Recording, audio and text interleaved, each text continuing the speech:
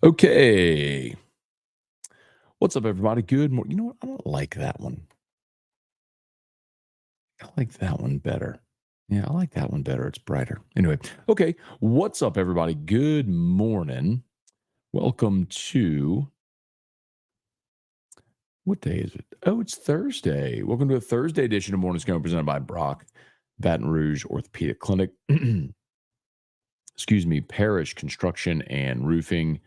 Need North Peach, go to Brock. You need a roof, you call Parish. Unique Physique, uniquephysique.com.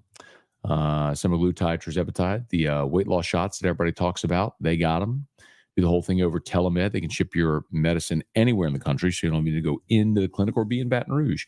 And Restored Motions, restoredmotions.com. I have got to go see Crystal Poche. My back's starting to lock up on me. Got to book me a session ASAP. It's hard to find time to get over there during football season, but got to make it happen. Got to make it happen, y'all. Okay. Good morning, y'all. Hope you had a great evening, great start to your Thursday here. The Louisiana Sports Hall of Fame class was announced. If you were here, I had the opportunity. I told you this. It was August, middle of August, maybe. When I was invited, so a little more than a month ago, I guess, when I was invited to be a proxy voter for this Louisiana Sports Hall of Fame class. So I got to go and vote on this class. It was the 18th, I believe. No, couldn't have been that. Anyway, not super relevant, but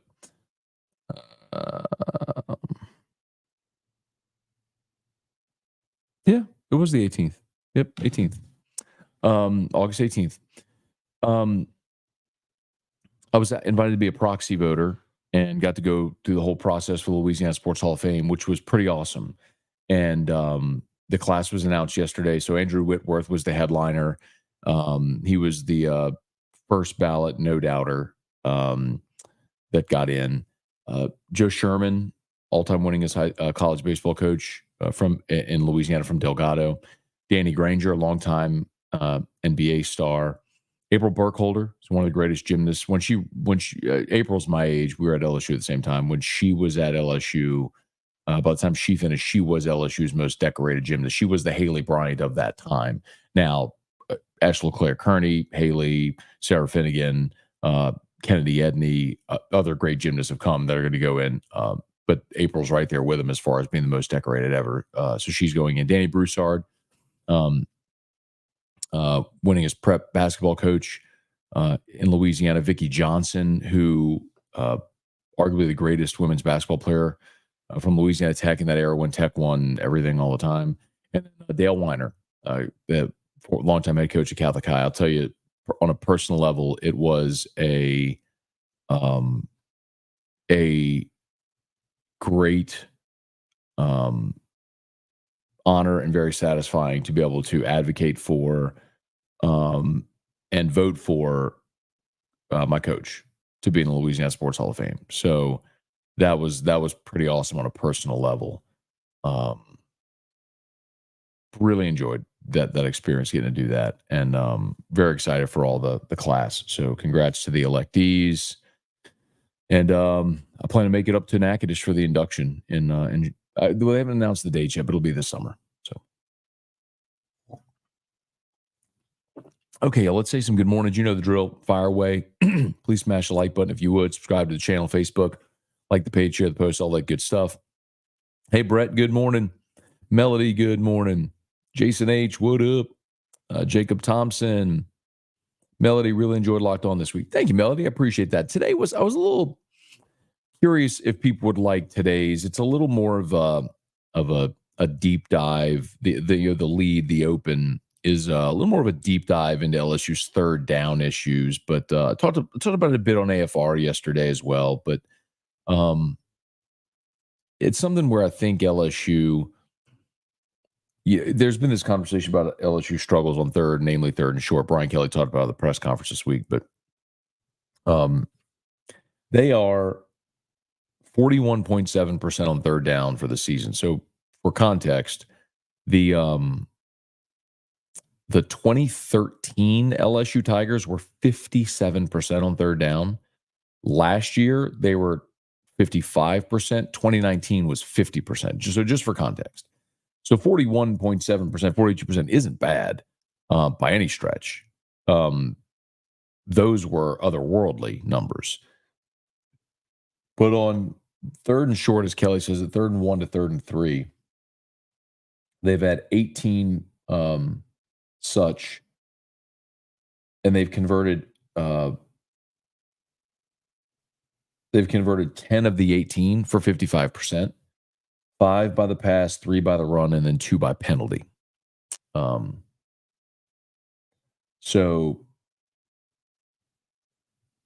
anyway, effectively, they've been more effective on third down throwing the football, even on 3rd and short, than they have running the football, which tells you got to run the football better in short yardage. Brad David, Trivia Carter, John Malonsaw, good morning. How's it? He's good, John. Thank you so much for asking, man. A little sleepyhead. Yesterday, woke up early. Hey, Kelly Groves, good morning. Cajun Country, more Matt. I like Latimore back, but Adebo and Taylor were playing at a high level last week. They were. The entire defense was, really. With the one exception of the whiff on CeeDee Lamb that went for 65 yards. I thought the defense was great last week. But you want Latimore back. Kyrie, morning. Remember I told we'd beat Dallas and how we could do it? Happened verbatim pretty much. Philly is very beatable as well. Well, the Saints are favored against Philly. So you're at home. Philly has to travel on a short week. Remember they played on Monday Night Football, and so they'll travel on a short week, which is always a disadvantage for the team traveling on a short week. That's why home teams in Thursday Night Football generally win at a higher clip. And then Philly, y'all, is at a really rough start. I mean, they are at the bottom of the NFL defensively through 2 weeks. I say bottom. They're like 25th in run defense, 27th in pass, 26th in total. It's something like that. But they're allowing the most yards per carry in the NFL through 2 weeks. They played Green Bay in week 1. That was the game in Brazil. And then they played the Falcons this past week. So with the way the Saints have been able to run the football, you would think you would think the Saints would be able to run the football against Philly. Tom Hess, good morning from sunny northern Alabama. Go Tigers beat the Bruins. Yeah, man, in their sissy blue shirts. Captain Eli, morning, Matt. Bought tickets to my first LSU game. Coming from Kansas to see LSU beat Oklahoma. Hopefully I can stop and meet you at Don Juan. That would be awesome, Eli. We'll look forward to seeing you then, man. And hopefully that's a great game too. I think Oklahoma's really struggling this year. I mean, talking about that yesterday on AFR with Russ Mitchell.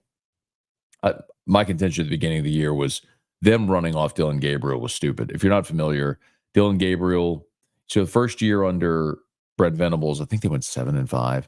Last year, Dylan Gabriel was awesome. They won 10 games, had this real resurgent year, and they have this 5-star Jackson Arnold, who sat last year behind Gabriel. Well, they wanted to play the kid. And so they essentially told Gabriel, hey, we're playing the young guy. And so he left and went to Oregon. And my point was,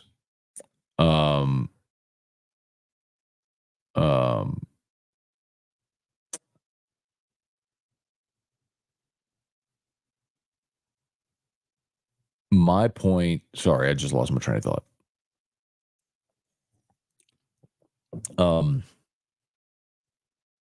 I just completely lost my train of thought. I'm sorry. I saw this. Brad said, yesterday, Jordy told the story on a show after the national championship in 19. Oliva texted you saying, I told you so. What a loser Oliva was. And so I started I saw that and I went back. I was like, what was the story again? And I lost my train of thought on the previous thing. Anyway, yes, that happened, but it wasn't after the Natty. It was after LSU beat Bama, the 49-46 game in Tuscaloosa. And Jordy and I were doing whiskey and wine. Jordy came over to my house and we did whiskey and wine. I showed him that text. Yeah. So Joe Oliva, after LSU, he'd already been fired by LSU, but Joe Oliva texts me after that game, texts me. Wonder how that happened. Oh, you love the hire. But I'm going, what a petty, he was, that right there exemplifies everything that was terrible about Joe Oliva. he was a P1 listener of our station. He listened to everything he said. He heard every criticism, and he reacted to all of it.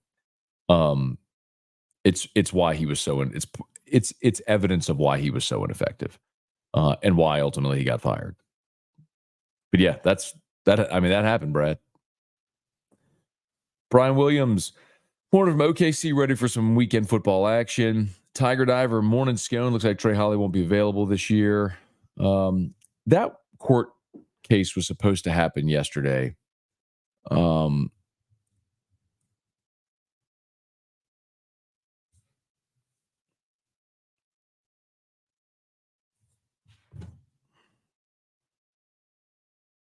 Apparently it did.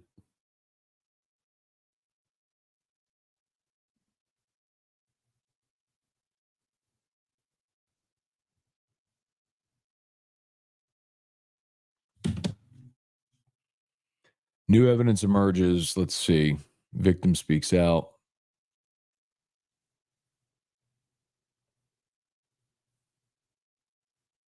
So they did go to court yesterday. The prosecution introduced fresh evidence in court.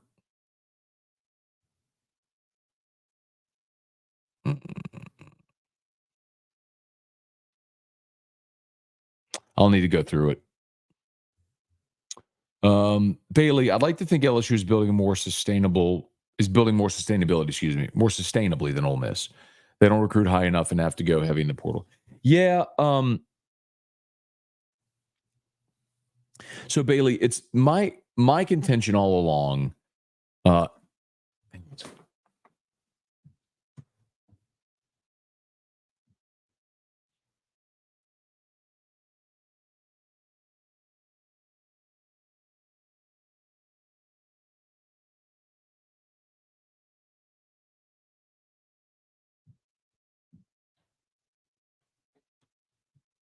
Okay. So my contention has been that we don't really know what's going to work in the portal NIL era long term for sustainability, any of that stuff. Okay. But there's different ways to do it. Ole Miss is all in on this year. They are all in. Portal went ham. They saw quarterback returning. These guys returning. Manageable schedule. This is our opportunity. They pushed all their chips in. Next year, I think they're in a world of trouble, whether Lane Kiffin is back or not, because this whole roster is gone next year. So that is not sustainable. But the question becomes, do you want to build? Is it even so? What Brian Kelly is doing is trying to build something sustainable. He said routinely he wants to build through the high school ranks and then supplement in the portal. Build through the high school ranks, develop all that stuff, supplement in the portal. Okay, well, you just had a good freshman class that's come in this year. Your 2025 class is number 3 in the country right now. 2026, if you get all the Louisiana kids to stay home, could be awesome. But when you get them here, can you keep them here? That's another part of it. Like Walker Howard was a 5-star quarterback who left after one season. Lance Hurd was a 5-star tackle who left after one season. Like, how different would our thought be right now about next year's offensive line if Lance Hurd had stayed and next year he was going to be your starting left tackle as a junior? Instead, we're all going, I don't know who LSU's left tackle is going to be. I don't know who the right tackle is going to be. I don't know who either guards are going to be. Like, you have a giant question because you weren't able to keep that guy here, So only time will reveal to us what the actual path is. But I tend to agree with you that what LSU is attempting to do has the possibility of being sustainable, because what I know is what Ole Miss is doing is not sustainable. Jeremy A., what's going on? Melody, so excited for April. Remember watching her when I was a student. She was awesome. She was also a rapper. She used to perform at in Tigerland, different clubs and stuff like that. April Burkholder. Weston, good morning. David Tolson, happy for Danny Broussard. So Danny was a no-doubter. He was whenever we went into the room to vote, they have a large board, and they have everybody listed on the board, vote getters from the previous year. So and sometimes that guides you, but it's really helpful because the way the voting process works is you get a ballot, and you have to vote on your top six, or and so it's like a first place vote gets 6 points, a second place vote gets 5 points, and so on. And uh, and you have to reach a threshold, which I think it was 120 points. Anyway, um, so sometimes it's easy, like when you see that, okay, it's like, all right, this guy's getting in. It's just meant like it's easiest if everyone just puts him. No, you're not told to do this, but it's like you understand. Okay, put him at or near the top of your ballot. He's going to get elected, so you get him elected, and so then now those votes that went for him can go to whoever is next. So we start to see the rest of the class now. It's gonna work out. Like Whitworth was the first guy in, obviously, and then Danny Broussard, if I'm not mistaken, was the next. It was like he was the of the of the of the candidates on the ballot. If I remember correctly, Danny had the most votes from the year prior, and so he was going to be a no doubt lock to get in. So and a lot of people very strongly advocated for him in the room. And like I don't know a lot about high school basketball in Louisiana, but I had a vote. So it's one of those things where it's so helpful to have this very diverse room of people. I believe there were 43 voters. Um, it's so helpful to have that, so you can pull on people's knowledge base to make these decisions and how you want to vote. Um, Barry Day, congrats to Coach Weiner. I'll tell you, man. Um, it was very obviously they gave me the floor to speak about Coach Weiner. Robin Fambro spoke about Coach Weiner as well in the room, and we both advocated very strongly for him. And the listen, there's no doubt he was getting in. It would be this year or another year, whenever. Um, um,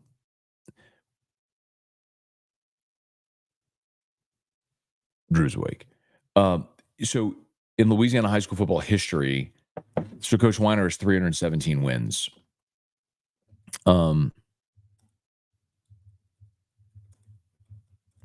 That's seventh all time. All of the coaches with at least 300 wins are in the Louisiana Sports Hall of Fame. So, that's active. So JT Curtis, by the way, is the winningest active coach in high school in the country. He's at 623 wins. Here you go. So JT Curtis, Jim Hightower, Louis Cook, Red Franklin, Don Shows, Vic Dalrymple, Dale Weiner. The six ahead of Dale are all in the Hall of Fame. Everyone that's gotten to 300 wins is in the Hall of Fame. And Dale's at 317. So Racer Holstead from Tallulah Academy is at 310. Hank Tierney is at 300. And that's the list. There's only 9 in the history of the state that have gotten to 300 wins. So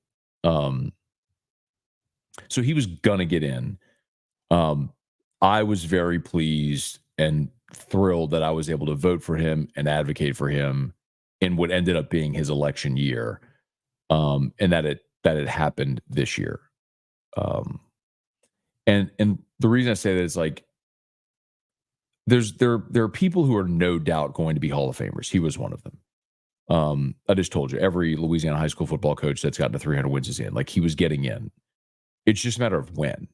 Like, and a lot of times that's just the conversation that goes on in the room. Like, they told me, this is the first time I've ever done it, but they told me, like, Ben McDonald, it took 5 years for Ben McDonald to get in, which feels absurd. But, who else is on the ballot that year? Like, is there a no doubt, like a football guy that's got to go in? There's also different rules where like you have there's like 6 general ballot like electees, and then you have like a I forget how they phrased it, like a legends commit like it's not like an old timers, but it's basically that's so George Swallows, the boxer from the 19 from the from I think from like the 30s, 40s, who was elected.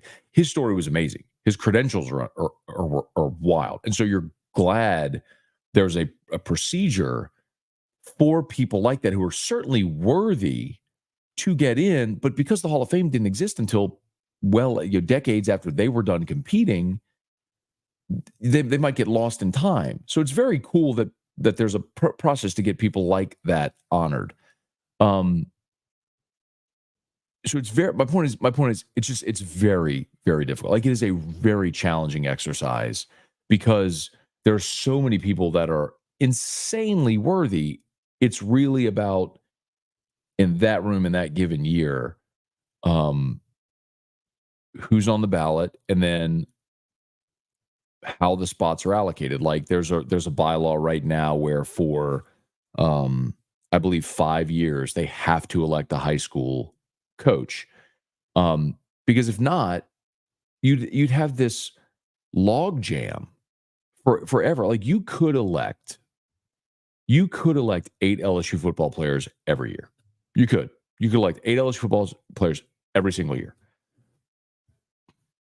But then you don't have a great representation throughout your entire Hall of Fame of all of Louisiana sports. So, like, there's a mandate that there had to be a female electee and there had to be a high school representative. Well, Danny Broussard was a high school representative, and then there were 2 female. I mean, it's going to take care of itself most years anyway. Like April was obviously worthy, and then,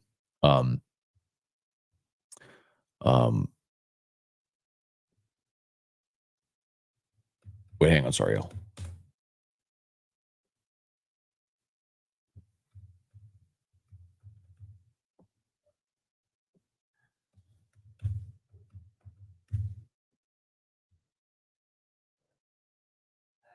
Oh, hang on, Drew's awake. Hang on.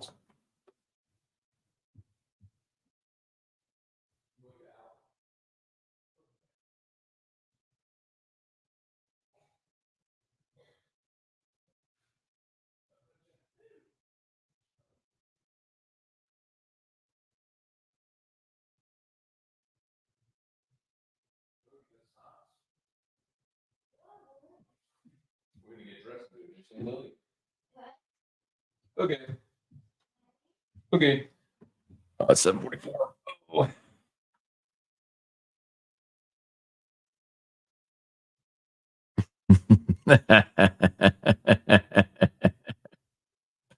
Penalty talk. Hey, you know who complains about penalties? Losers complain about penalties. South Carolina fans. 2 interception, return a touchdown taken away by penalty. Yeah, your moron defensive end grabbed Garrett Nussmeier by the neck. Don't blow a 17-point lead. How about this, dorks? Don't give up 417 yards of offense. Attempt more than 4 passes in the entire second half. That's what you say when you've never won anything ever. That's gonna do so good.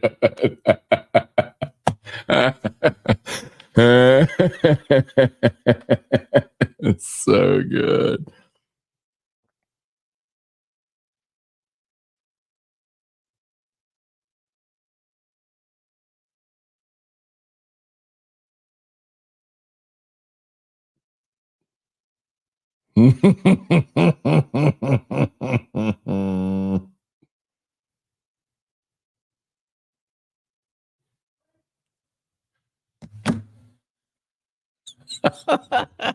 Oh, it's 7:46. I gotta go.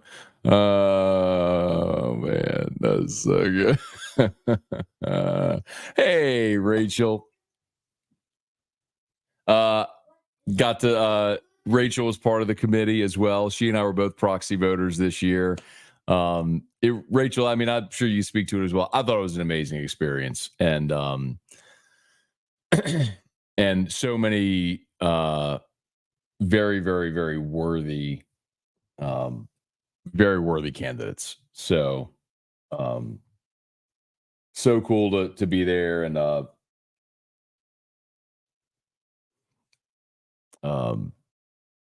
very, very cool on a personal level to have been able to vote for Coach Weiner on his election year. Okay.